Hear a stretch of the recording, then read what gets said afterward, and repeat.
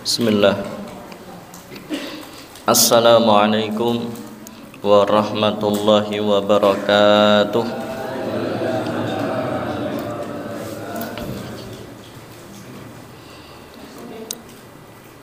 Alhamdulillah. Alhamdulillahi rabbil alamin. Wassalatu wassalamu ala nabiyyina wa rasulina Muhammadin sallallahu alaihi wasallam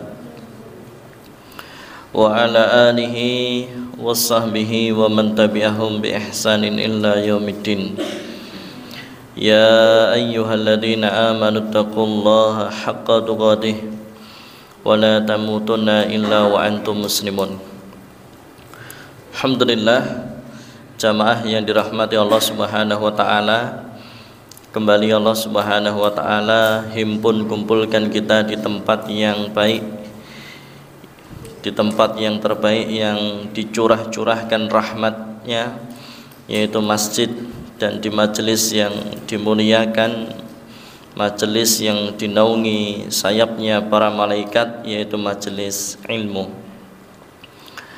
Salam dan salawat senantiasa tercurah limpahkan atas Nabiullah Muhammad sallallahu alaihi wasallam beserta kepada keluarga beliau sallallahu alaihi wasallam, juga pada para sahabat, tabi'in, tabi'ut tabi'in, dan juga kepada umat beliau sallallahu alaihi wasallam illa yaumiddin. Dan yang ketiga, bertakwa kepada Allah dengan sebenar-benarnya takwa, dan jangan sekali-kali mati kecuali dalam keadaan Islam. Jamaah yang dirahmati Allah Subhanahu wa taala, pada saat ini di antara yang kemudian bisa kita ambil hikmah atau ibrah, yaitu tentang ukhuwah Islamiyah,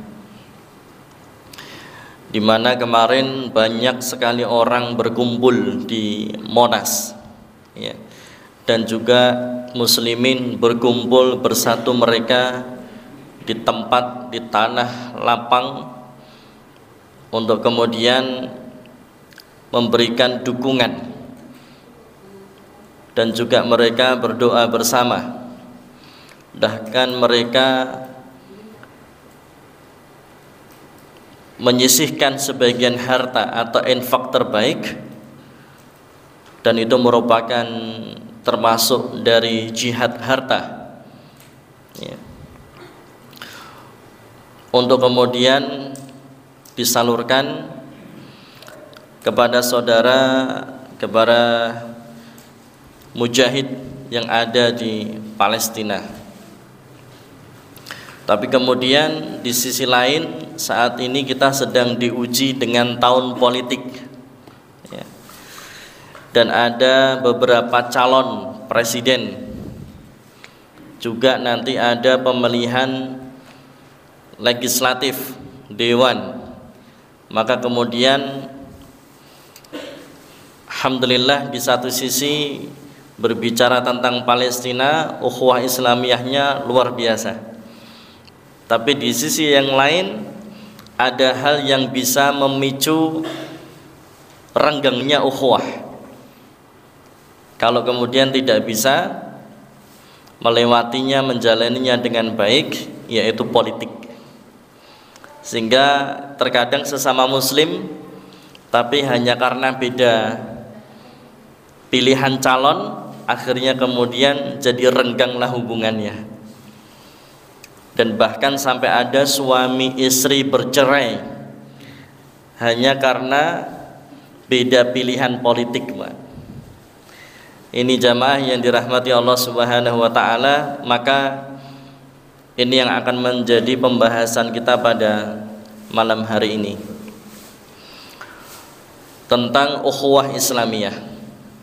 Jamaah yang dirahmati Allah Subhanahu wa taala, bahwasanya Nabi Muhammad sallallahu alaihi wasallam pernah membuat gambaran indah atau perumpamaan indah tentang persaudaraan antar sesama muslim utamanya. Karena di kita ini kan kalau berbicara tentang ukhuwah, bukan hanya ukhuwah Islamiyah, tapi ukhuwah wataniyah. Jadi ada persaudaraan sesama muslim, tapi juga ada persaudaraan sesama bangsa. Bahwasanya kita apapun agamanya, ya sama-sama bangsa Indonesia, apapun agamanya. Dan juga tadi yang pertama adalah ukhuwah Islamiyah. Jamaah yang dirahmati Allah Subhanahu wa taala, maka ini perlu ukhuwah semua, Pak. Dulu di masa Nabi Muhammad SAW setelah hijrah ya dari Mekah ke Madinah, apakah Madinah muslim semua? Enggak, di Madinah itu sudah ada orang-orang Yahudi. Tapi luar biasa bagaimana Rasulullah SAW tetap mengizinkan orang Yahudi itu untuk tetap tinggal di Madinah, dan mereka berhak untuk mendapatkan jaminan, perlindungan dan selayaknya warga negara ya. Maka di situ nanti akan muncul istilah kafir dhimmi ya, atau juga kafir mu'ahad,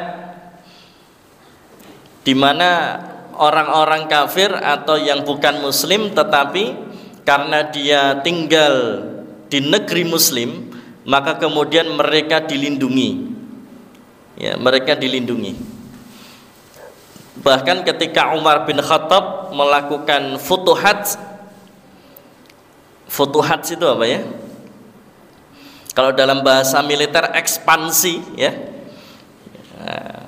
Ketika Umar bin Khattab muslimin ya, Amirul Mukminin Umar bin Khattab berhasil membebaskan Palestina, sedangkan kala itu Palestina sudah dikuasai oleh pasukan salib ya. Maka kemudian di situ sudah ada gereja. Ketika kemudian kuncinya diserahkan kepada Umar bin Khattab selaku Amirul Mukminin, kemudian resmi Palestina dikuasai oleh muslimin, maka kemudian Umar bin Khattab melarang muslimin untuk merobohkan gereja. Biarkan gereja tetap berdiri, dan kalian orang-orang yang non muslim silahkan kalian kalau mau tetap tinggal di sini, tetap tinggal di sini. Kami akan lindungi, kami akan berikan hak-hak kalian selaku atau sebagai warga negara. Kemudian kalau kalian pengen beribadah, silahkan kalian beribadah di gereja kalian. Padahal muslimin juga butuh masjid. Maka kata Umar bin Khattab, silahkan cari tanah lapang, dan kemudian disitulah kita akan bangun masjid ya. Nah ini jamaah yang dirahmati Allah Subhanahu wa ta'ala. Sebetulnya kan bisa saja kita tahu Umar bin Khattab ya. Umar bin Khattab itu kalau dalam bahasa kita orang wong sing gak ono kalem-kaleme ya, Pak. Ya, nek wong kasare niku senggol bacok ya Umar bin Khattab. Ya. Pokoknya Umar bin Khattab itu kalau menyelesaikan masalah kok enek sing ngisruh sithik. Ya, kalau belum penggal kepalanya belum lega, Pak. Wis pokoknya Umar bin Khattab itu senjatanya penggal kepala. Enek sing macem-macem penggal kepala. Ada yang kemudian menyakiti Rasulullah yang sebagainya, penggal kepala. Itu Umar bin Khattab. Bahkan ketika hijrah dari Mekah ke Madinah, kalau sahabat yang lain sembunyi-sembunyi. Mereka malam hari ketika sudah pada tidur ya, mereka berjalan, mereka cari jalan yang sepi ya, untuk ke Madinah. Tapi kalau Umar enggak. Umar bin Khattab ketika mau hijrah ke Madinah diumumkan, besok saya akan hijrah ke Madinah. Silahkan nek kowe ora trimo, nek meh do ngejak gelut tak tunggu. Gitu, Pak. Oh, itu Umar bin Khattab, Pak. Silahkan hadang saya, siapa yang berani silahkan hadang saya. Kalau kalian pengen istrimu jadi janda, kalau kalian pengen anak-anakmu jadi yatim, silahkan hadang saya. di tempat ini. Wah, itu Umar bin Khattab, Pak. Tapi luar biasa, di sisi lain Umar bin Khattab itu punya kelembutan hati. Ketika kemudian berhasil membebaskan Palestina, kunci diserahkan kepada Amirul Mukminin Umar bin Khattab. Ketika kemudian masuk Palestina dan di situ sudah ada gereja, maka Umar melarang muslimin untuk merobohkan gereja itu untuk dijadikan masjid. Tidak boleh, karena ada yang usul, Pak.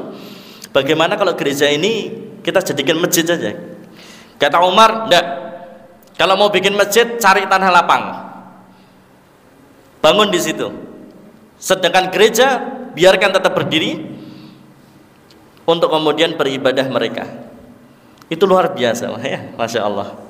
Jadi ternyata di sini ada gambarannya ukhuwah, bukan hanya ukhuwah Islamiyah, tapi ukhuwah wataniyah, persaudaraan sesama Muslim dan juga persaudaraan sesama bangsa dan negara. Ini jamaah yang dirahmati Allah Subhanahu Wa Taala. Maka kemudian Nabi Muhammad SAW membuat gambaran yang indah tentang persaudaraan antar sesama Muslim. Dalam hadisnya yang diriwayatkan oleh Imam Muslim, beliau SAW bersabda, perumpamaan orang-orang yang beriman dalam saling mencintai, saling menyantuni sesama mereka adalah laksana kesatuan tubuh, ya, kal jasad. Apabila satu bagian dari tubuh itu menderita sakit, maka seluruh badan turut merasakan sakitnya. Ini persaudaraan sesama Muslim dalam hal saling mencintai, saling menyantuni, ya, laksana kesatuan tubuh.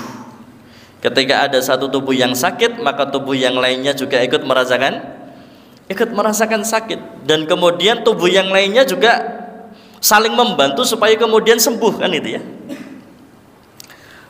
Nah, ini jamaah yang dirahmati Allah Subhanahu Wa Taala. Mungkin yang sakit mata atau kepala, tapi kemudian mulut juga membantu untuk minum obat, kan gitu, ya. Kemudian kaki berjalan ke dokter, ya. Semua anggota tubuh ini merasakan sakit, dan anggota tubuh yang tidak sakit maka kemudian juga saling bekerja sama untuk kesembuhan. Ini jamaah yang dirahmati Allah Subhanahu Wa Taala. Dan juga kemudian Rasulullah SAW ketika hijrah, kan, kita berbicara tentang hijrah, para sahabat yang pindah dari Mekah ke Madinah itu kan mereka meninggalkan harta mereka, Pak. Mereka meninggalkan harta mereka, termasuk diantaranya Abdurrahman bin Auf. Wah, ini sahabat Abdurrahman bin Auf ini sultan ini, ya, sugih blegedu, kaya raya sekali. Akhirnya kemudian harus merelakan dirinya berhijrah sendirian. Kenapa? Hartanya tidak boleh dibawa, ya. Kala itu kemudian dihadang oleh orang-orang Quraisy. Kemudian disampaikan, Abdurrahman bin Auf, kalau kamu pengen hijrah boleh, silahkan, syaratnya satu, hartamu kamu tinggal. Yang sehingga kemudian Abdurrahman bin Auf ini hijrah hanya dengan membawa pakaian yang dia kenakan. Istrinya Abdurrahman bin Auf, itu akhirnya diiming-imingi sama orang-orang musyrikin Quraisy. Nek kamu pengen ikut hijrah, silahkan, kamu jadi miskin, ya. Tapi kalau kamu tidak ikut hijrah, ini silahkan, hartamu PNKB. Ini masya, hartanya Abdurrahman bin Auf jadi milikmu semua. Tapi ternyata memilih tinggal di Mekah, ya, tidak ikut berhijrah. Yang sehingga kemudian Abdurrahman bin Auf ini menjomblo. Sampainya di Madinah, akhirnya apa yang dilakukan Rasulullah terhadap sahabat Ansor dan Muhajirin? Dipersaudarakan, ya, penduduk Madinah Ansor, ya, penduduk Mekah yang berhijrah ke Madinah Muhajirin, mereka dipersaudarakan. Termasuk diantaranya cerita yang sudah viral, ya, sudah kita tahu, masyhur, persaudaraannya Abdurrahman bin Auf dan Sa'ad bin Rabi'. Sa'ad bin Rabi ini juga orang kaya di Madinah, Pak. Akhirnya kemudian Sa'ad bin Rabi mengatakan kepada Abdurrahman bin Auf, "Hei Abdurrahman bin Auf, istrimu kan gak ikut hijrah ya." Abdurrahman bin Auf ini menjomblo, kembali menjomblo. Akhirnya kemudian Sa'ad bin Rabi mengatakan, "Saya punya istri 2. Silahkan dari istriku mana yang menurutmu paling cantik. Aku akan ceraikan dengan baik-baik dan silahkan engkau nikahi." Duh ya Allah. Coba nek sing ditawari santri-santri ngene iki. Yes atau no? Yes. Yes. Ya. Kemudian Sa'ad bin Rabi mengatakan, "Aku punya kekayaan, kebun dan sebagainya. Saya bagi 2. Separuh buatku, separuh buatmu." Ya Allah. Kira-kira persaudaraan yang seperti ini teman-teman temui tidak zaman sekarang? Aduh, berat. Ya, berat. Langsung, ini hartaku ini separuh buatmu, separuh buatku. Jadi kalau hartanya 1 M, 500 juta buatmu, 500 juta buatku. Maka kemudian Abdurrahman bin Auf itu kan yes, balung-balung gajah, Pak. Artinya mentalnya kan mental kaya. Mental kaya itu maksudnya tidak mudah untuk kemudian apa? Tidak mudah kemudian untuk meminta-minta, apalagi cuma-cuma, menerima sesuatu dengan cuma-cuma. Dan Abdurrahman bin Auf itu punya kelebihan, apapun yang dibawa oleh Abdurrahman bin Auf wis iki genah payu, Pak, dadi duit. Itu kelebihannya Abdurrahman bin Auf, Pak. Ibarat kata nyekel wati so dadi emas ya. Maka kemudian Abdurrahman bin Auf menolak itu dengan baik-baik dan kemudian mengatakan, "Dulani ala suq." Tidak usah, cukup tunjukkan saya pasar ya. Cukup tunjukkan saya pasar. Akhirnya kemudian Abdurrahman bin Auf berjualan di pasar, entuk bati, nggo tuku mahar, langsung rabi. Ya ngono, Pak. Iya toh. Wes Abdurrahman bin Auf rasa suwe-suwe ya toh, dodol dite cukup nggih beli mahar, kemudian setelah itu nikah. Kemudian ngadain walimah walaupun hanya sederhana. Dan kemudian pada akhirnya nanti Abdurrahman bin Auf menjadi salah seorang sahabat yang bisa menguasai pasar di Madinah. Ya. Ini jamaah yang dirahmati Allah Subhanahu wa taala. Tetapi inilah persaudaraan, Pak. Ya, inilah persaudaraan sesama muslim. Jamaah yang dirahmati Allah Subhanahu wa taala, dan bahkan nanti akan kita temui beberapa sahabat. Ya, itu yang termasuk Abu Bakar ya, dan juga sahabat yang lain, Utsman bin Affan ya. Sampai-sampai mereka apa? Rela mengeluarkan duit yang banyak hanya untuk memerdekakan Bilal bin Rabah. Kan Bilal bin Rabah budak, Pak. Kalau pengen bebasin Bilal bin Rabah ya harus beli. Nah, karena tuannya Bilal bin Rabah juga pinter. Akhirnya apa? Dilipat gandakan ya, dilipat gandakan ben supaya orang tidak jadi beli. Bilal bin Rabah kita tahu ya, kulitnya hitam, rambutnya keriting, bibirnya tebal. Itu kan sebetulnya ya murah, Pak. Tapi kemudian sengaja di markup, sengaja dimahalkan supaya sahabat nggak jadi beli, nggak jadi bebasin, Pak. Tapi yang namanya sahabat itu ukhuwah Islamiyah itu koyo donya lali-lali ya, Pak. Seakan terlupakan dengan dunia. Akhirnya berapapun Bilal bin Rabah dijual, ya budak ya, berapapun harus bayar supaya kemudian Bilal merdeka, dibebaskan, Pak. Termasuk kemudian nanti sumur ya, sumur yang dikuasai oleh orang Yahudi. Kemudian Rasulullah sampaikan, coba Utsman kamu beli. Kemudian dibeli, ternyata nggak berhasil. Akhirnya kemudian kembali lagi dengan negosiasi. Ya sudah, saya sewa saja, ya saya sewa. Kan sumur itu orang kalau mau ambil airnya harus bayar, Pak. Ya, harus bayar. Kan harinya Senin sampai Ahad toh ya. Nah, itu akhirnya Utsman membeli separuh pekan ya. Hari Senin, Selasa, Rabu itu menjadi haknya orang Yahudi. Kamis, Jumat, Sabtu ya, itu separuh hari punyanya Utsman.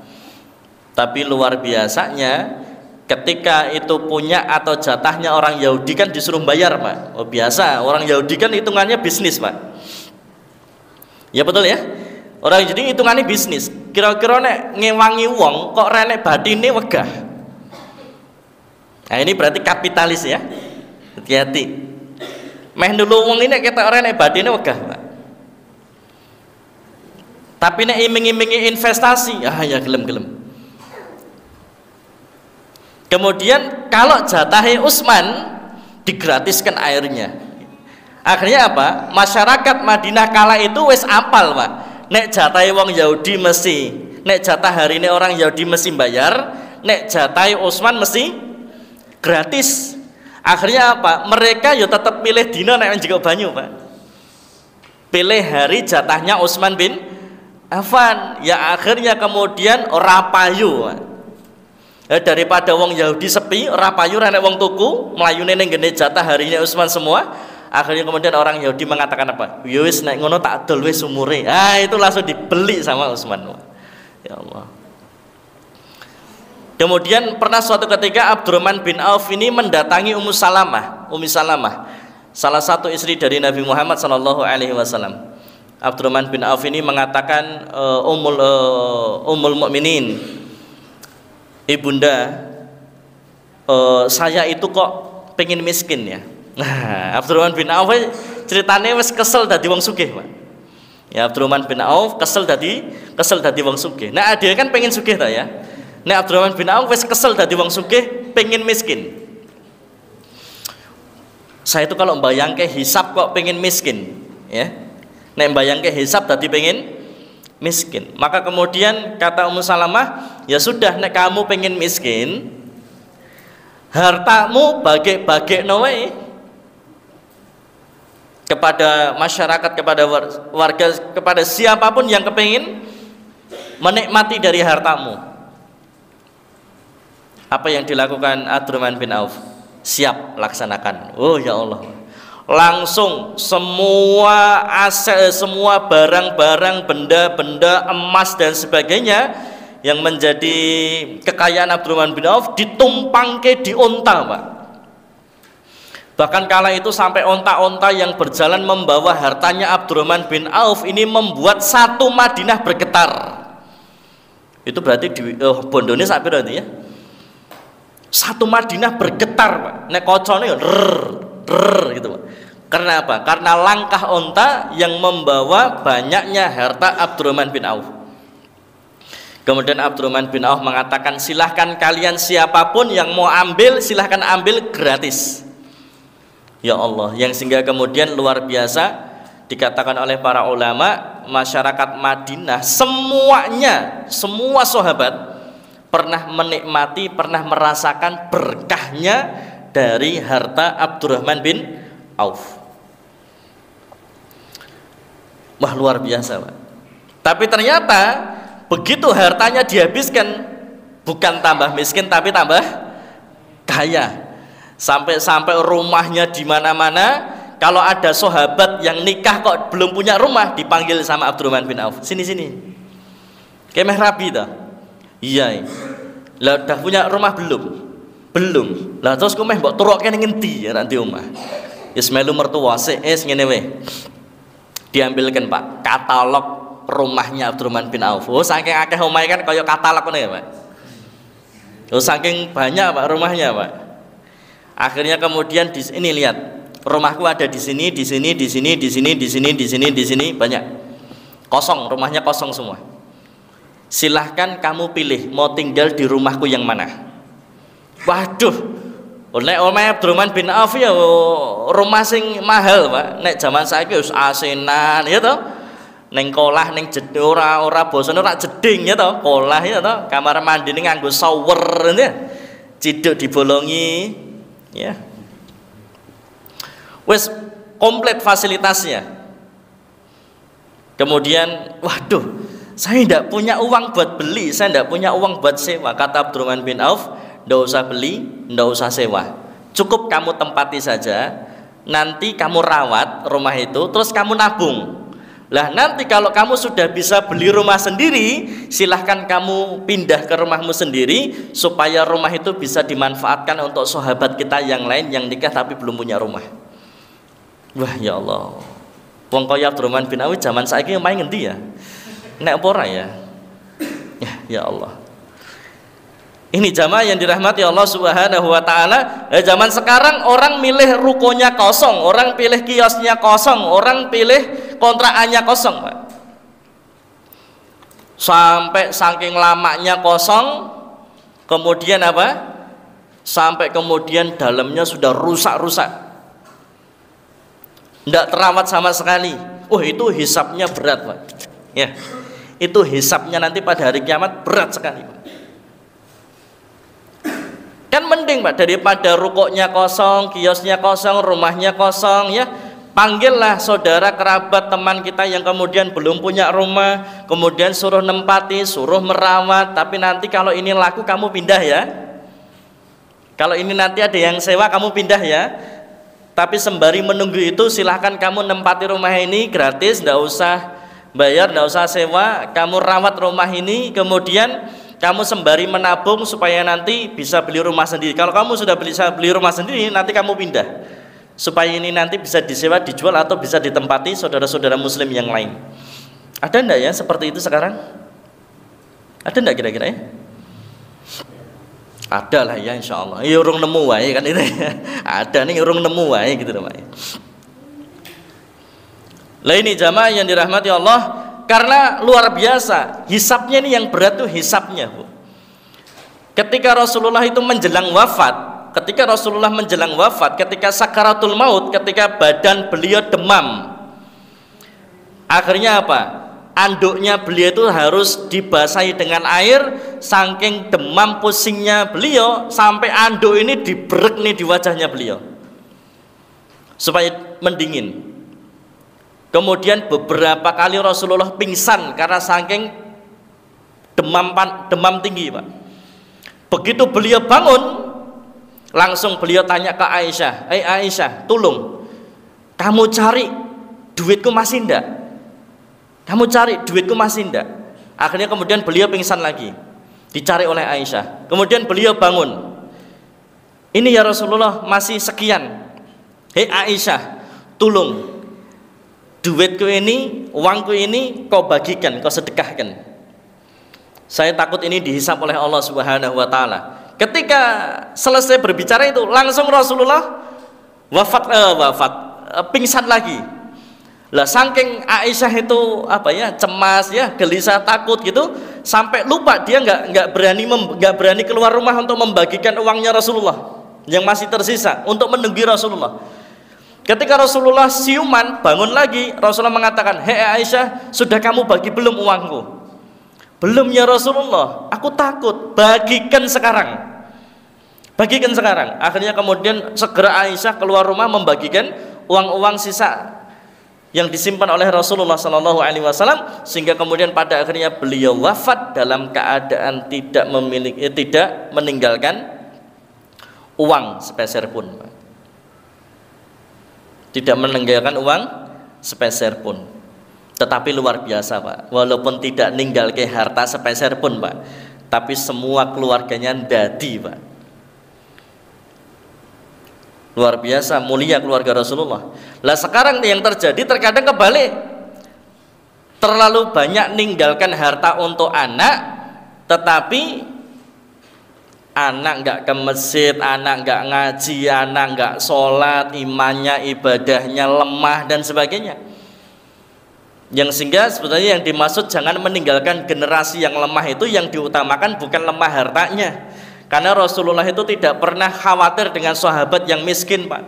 Sahabat itu karena imannya sudah kuat, yang sehingga Rasulullah nggak khawatir kalau sahabat itu miskin, Pak. Nggak khawatir, sebab naik miskin bakal murtad, Pak. Sebab kalau miskin tidak bakal kafir, Pak.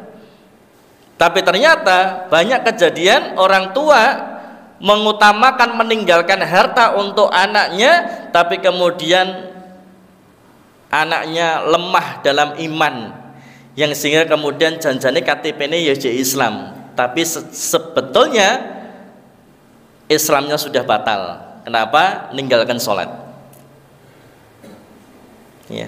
Duitnya banyak, tapi Islamnya batal karena ninggalkan sholat, Pak. Duitnya banyak tapi imannya batal. Nah ini jamaah yang dirahmati Allah Subhanahu wa taala, maka jangan meninggalkan generasi yang lemah. Maka di sini yang paling diutamakan jangan sampai meninggalkan generasi yang lemah imannya, meninggalkan generasi yang lemah akidahnya. Yang sehingga sekarang banyak jadi bapaknya soleh, anaknya nggak soleh. Bapaknya ke masjid, anaknya nggak ke masjid. Bapaknya ngaji, anaknya nggak ngaji. Berarti apa? Sebetulnya bapak itu, orang tua itu sudah meninggalkan generasi yang lemah, walaupun duitnya banyak. Bisa beli mobil, ya. Bisa beli motor, ya. Bisa beli rumah, ya. Tapi sejatinya orang tua itu telah meninggalkan generasi yang lemah. Lemah apanya? Lemah agamanya, lemah imannya, lemah akidahnya, lemah ibadahnya. Maka nanti saya kesian sama orang tua yang seperti ini, hisabnya berat. Ya, hisabnya berat. Ketika nanti ditanya an umrihi fima afnah wa an syababihi fima ablah. Kan ini para pemuda ini akan ditanya semua ini. Masa mudamu kau gunakan untuk apa? Masa mudamu kau isi untuk apa? Ketika ada pemuda kok kemudian dia bermaksiat, gak sholat, gak ngaji, apakah yang dihukum cuman pemudanya ini, Pak? Tidak. Nanti anak muda ini akan menggugat orang tuanya. Pemuda ini akan protes kepada Allah. Ya Allah, saya maksiat, saya nggak sholat, saya nggak ngaji, karena orang tua saya nggak pernah ngajak. Saya maksiat, saya nggak sholat, saya nggak ngaji, karena orang tua saya nggak pernah didik saya. Orang tua hanya peduli dengan harta saya, tapi tidak peduli dengan iman saya. Hanya peduli dengan harta, nggak peduli dengan ibadah saya. Bahkan kalau saya bolos sekolah, kalau bolos sekolah orang tua marah-marah. Tapi kalau saya bolos sholat, orang tua nggak pernah marah. Ya, kalau bolos sekolah, bolos kuliah, orang tua marah dengan mengatakan bayar larang-larang, bolosan. Rasa sekolah popi. Tapi nek anak bolos sholat, orang tua diem. Kalau nilai IP-nya jelek, orang tua marah. Ora tau sinau, bayar larang-larang, kampus mulu, macam-macam. Tapi kalau anaknya belum bisa baca Quran, sampai anak kuliah ndak bisa baca Quran, orang tua diem saja. Maka anak itu nanti ketika di pengadilan Allah akan menggugat orang tuanya sendiri. Ya, akan menggugat orang tuanya sendiri. Sudah nggak peduli itu orang tua atau bukan, anak ini akan menggugat orang tuanya sendiri. Maka sebetulnya ketika ada anak yang durhaka kepada orang tuanya, banyak juga orang tua yang durhaka sama anaknya, Pak. Orang tua yang durhaka sama anaknya, orang tua yang tidak mendidik, orang tua yang tidak mengasuh, orang tua yang tidak berusaha kemudian menjaga diri dan keluarganya dari api neraka. Maka inilah orang tua yang durhaka kepada anaknya, dan hisabnya berat. Ini jamaah yang dirahmati Allah Subhanahu wa taala, kita kembali kepada ukhuwah Islamiyah. Bagaimana kemudian untuk menguatkan ukhuwah Islamiyah? Yang pertama adalah menutup aib saudaranya. Rasulullah Shallallahu alaihi wasallam bersabda, barang siapa yang membela kehormatan saudara sesama muslim, maka hal itu menjadi penghalang untuknya dari api neraka. Luar biasa ya. Membela, menjaga kehormatan sesama muslim, maka itu menjadi penghalang untuknya dari api neraka. Ya. Kemudian di dalam riwayat yang lain diriwayatkan oleh At-Tirmidzi, kemudian diriwayatkan Muslim, beliau sallallahu alaihi wasallam bersabda, adalah kejahatan bagi seorang muslim mempermalukan saudara muslim lainnya. Dengan cara apa? Mengumbar aib, menjatuhkan harga diri dan kehormatan. Lantas bagaimana kalau kemudian ada muslimin yang kita lihat dia melakukan kesalahan, kekeliruan, walaupun orang lain tidak tahu, yang tahu cuma kita? Maka adalah tutup aibnya dan nasihati dengan nasihat yang baik. Tawasau bil haq, tawasau bis sabr. Tutup dulu aibnya dan kemudian nasihati dengan cara yang baik. Nasihat dengan cara yang baik, nasihat yang disampaikan empat mata, dengan bahasa yang bagus, qaulan karimah, ya, waktu yang tepat dan juga cara yang tepat. Tapi tutup aibnya, nasihati. Jangan dinasihati di depan orang banyak. Kata Imam Syafi'i, kalau ada kau nasihati aku di depan orang banyak, itu sebetulnya bukan menasihati, tapi sedang menjatuhkan harga diri. Karena di antara kita ini tidak ada yang ridho kalau aib kita diumbar, disampaikan di depan banyak orang. Betul ya Pak ya? Coba yang dijadikan story di HP kita, yang dijadikan WA story, yang dijadikan story di IG, itu kira-kira yang baik-baik atau yang buruk-buruk Pak? Mesti yang baik-baik ya. Pas lagi romantis karo pasangan, karo keluarga, dadeke story-nya, kling, upload, sehingga orang-orang akan melihat story-nya dan dia harapannya mengatakan, oh so sweet ini ya, aku pengen punya macam-macam Pak. Wes akhirnya jomblo do halu kabeh nih ya.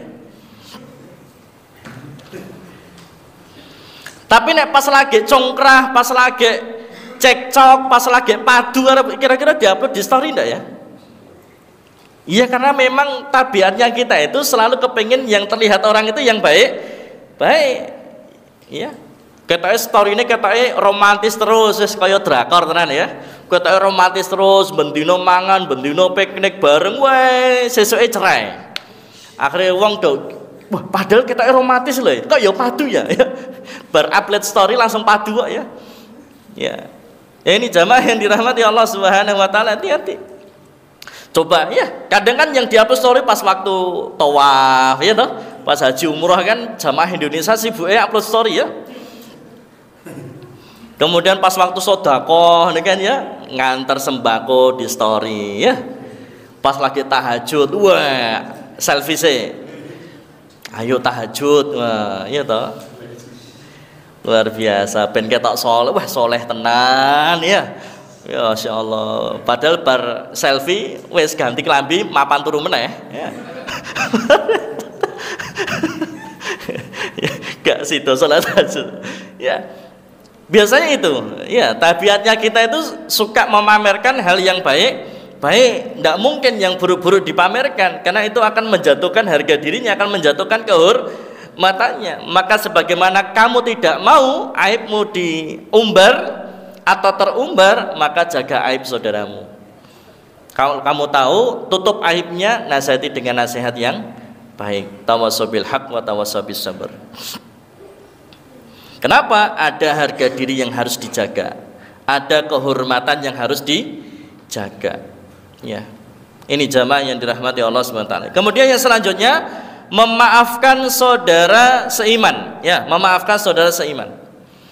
Bahkan nanti ada satu pintu surga, ya, ada satu pintu surga yang pintu itu khusus dimasuki oleh siapa? Afina anin nas, orang-orang yang mudah memaafkan kesalahan orang lain, tidak menyimpan dendam. Bahkan pintu-pintu surga itu akan dibuka pada hari Senin dan Kamis. Ampunan Allah dilimpahkan kepada setiap hamba, dia akan diampuni dosanya kecuali dua. Satu, yang menyekutukan Allah, yang kedua nyimpan dendam. Ini dosanya tidak diampuni Allah Subhanahu wa ta'ala. Maka jangan nyimpan dendam ya, maafkan. Maka ada salah seorang sahabat Ansor yang beberapa kali masuk masjid, kemudian Rasulullah mengatakan dia kelak akan menjadi penghuni surga. Akhirnya kan sahabat kepo Pak. Ya kan, ini orang setiap kali masuk masjid orangnya sama. Setiap kali masuk masjid beberapa hari kok disebutkan Rasulullah sebagai penghuni surga. Janjane amale opo? Kan itu ya. Ini wongnya ora terkenal ya, ora viral ya. Akhirnya kan kepo tuh ya. Akhirnya sahabat kemudian apa? Ada yang membuat skenario seakan-akan padu karo wong tuwane, tapi janjane hanya kepengen bermalam, tidur bermalam, nginep di rumahnya untuk mengetahui amal apa, ibadah apa yang dia kerjakan, sehingga kemudian Rasulullah mengatakan bahwasanya dia menjadi salah satu penghuni surga. Singkat ceritanya, dia mengatakan apa? Dia mengatakan mungkin ini kenapa Rasulullah menyampaikan demikian, karena aku itu setiap kali mau tidur memaafkan semua orang yang nyakitin, yang mendolimi aku, dan tidak pernah saya menyimpan dalam hati ini rasa dendam dan hasad. Tidak pernah. Nggak pernah iri, nggak pernah hasad, nggak pernah dengki ya, nggak pernah nyimpan dendam, nggak pernah nyimpan marah kepada muslimin yang lain. Pokok kalau dia dikhianati atau disakiti, didolimi, langsung dia memaafkan kesalahannya ya, memaafkan kesalahannya. Tapi memaafkan kesalahan itu kan bukan berarti dosanya terus berhenti toh ya. Selama dia belum minta maaf, selama dia belum menyelesaikan masalahnya, walaupun sudah dimaafkan, tetap dosanya akan terus jalan walaupun dia belum minta maaf ya. Nah ini jamaah yang dirahmati Allah, selama dia belum minta maaf maka dosanya tetap jalan walaupun kita sudah memaafkan ya, secara pribadi kita sudah memaafkan. Nah jamaah yang dirahmati Allah subhanahu wa ta'ala, kemudian yang selanjutnya, yang ketiga, melepaskan kesulitan sesama muslim. Maka nanti dalam hadis yang diriwayatkan oleh Imam Muslim, Dawud dan At-Tirmidzi, siapa yang melapangkan kesulitan saudaranya dari kesulitan hidup di dunia, maka Allah akan melapangkan orang itu dari malapetaka hari kiamat. Allah tetap akan menolong seorang hamba selama dia menolong saudaranya. Wallahu fi aunil abdi makanal abdu fi auni akhi. Ya. Kalau dia suka nolong saudaranya, maka Allah akan senantiasa tolong dia. Kemudian siapa yang menutupi aib saudaranya, maka Allah akan tutup aibnya dunia akhirat. Ternyata apa? Kalau ada orang yang suka ngumbar aib, maka Allah akan buka aibnya dunia dan akhirat. Ya Allah, ini balasan ya, balasan bagi orang yang suka buka aib orang lain atau suka ngumbar aib orang lain, maka kemudian Allah akan buka aibnya dunia akhirat. Ini jamaah yang dirahmati Allah. Kemudian yang keempat, berbaik sangka kepada sesama muslim. Allah Subhanahu wa taala berfirman dalam surah Al-Hujurat ayat ke-12, ya ayyuhalladzina amanu istanibu katsiran minadh-dhanni inna ba'da dhanni ismun. Wahai orang-orang yang beriman, jauhilah kebanyakan prasangka ya, jangan suka berprasangka, apalagi prasangka buruk ya. Kalau prasangka baik enggak apa-apa, husnudzan ya. Karena sebagian dari prasangka itu adalah dosa. Kemudian juga wala tajassasu wala yaktab ba'dukum ba'da. Dan janganlah mencari-cari kesalahan orang lain. Apalagi tahun politik ini ya Pak ya. Wis tahun politik iki pokoke metani eleke calon liya. Wah ya, metani eleke calon liya. Padahal setiap kita ya mesti duwe elek ya. Setiap kita pasti punya keburukan ya. Kalau kita mau buka-bukaan keburukan ya janjane kita ini seakan-akan tidak ada baiknya sama sekali, saking banyaknya keburukan kita. Cuman alhamdulillahnya itu Allah masih tutup aib keburukan kita, yang sehingga masih ada orang lain yang percaya sama kita, sehingga masih ada orang lain yang mau dekat sama kita, sehingga masih ada orang lain yang mau berteman dengan kita, sehingga masih ada orang lain yang percaya dengan diri kita. Kenapa? Karena Allah masih menutup aib kita. Dan janganlah sebagian kamu menggunjing sebagian yang lain. Kemudian yang kelima, belum bunyi alarm. Insyaallah. Maka kedepankan husnudzon, berprasangka baik ya. Kalau ada teman-teman melakukan salah apa, kedepankan husnudzon dulu. Oh mungkin dia sedang ini kan, kalau ustadznya telat ya, wah mungkin ustadznya lagi macet kan itu ya. Oh ustadznya mungkin lagi husnudzon ya, husnudzon kan gitu ya. Kok ada teman santri kok tangannya kawanan ya, ini ya, oh mungkin kemarin dia sholat tahajud. Masya Allah nih ya, husnudzon ya, Masya Allah. Kok enek teman santri yang makannya dokoh wakeh banget, oh mungkin kemarin dia sedang berpuasa. Ya, Masya Allah ya. Jadi kita keluain banget ini nih ya, Masya Allah. Husnudzon ya, berprasangka baik. Itu lebih enak dan lebih nyaman. Ya. Kemudian yang terakhir, saling mendoakan untuk sesama muslim, ya, mendoakan sesama muslim. Dan bahkan luar biasanya doa ketika orang yang kita doakan nggak tahu, ya. Orang yang kita doakan tidak tahu kalau dia sudah kita doakan. Artinya apa? Ya, itu menjadi kebiasaan bagi kita sesama muslim, terutama kepada guru-guru kita, ya. Untuk apa? Senantiasa kita doakan. Walaupun mereka nggak tahu kalau kita doakan, tidak apa-apa. Yang penting kita sudah mendoakan mereka. Maka ini termasuk doa yang mustajab luar biasa. Ini jamaah. Maka juga seringlah doakan ustadz-ustadz, ya, doakan guru-guru kita. Pernah enggak kita doakan guru-guru kita ya? Doakan ya. Itu para salafus saleh itu kalau doakan gurunya dipreteli siji-siji ya. Syekh siapa, imam siapa, ya, guru siapa, zaman sekarang ustadz siapa, kiai siapa, itu didoakan satu-satu gitu, Masya Allah.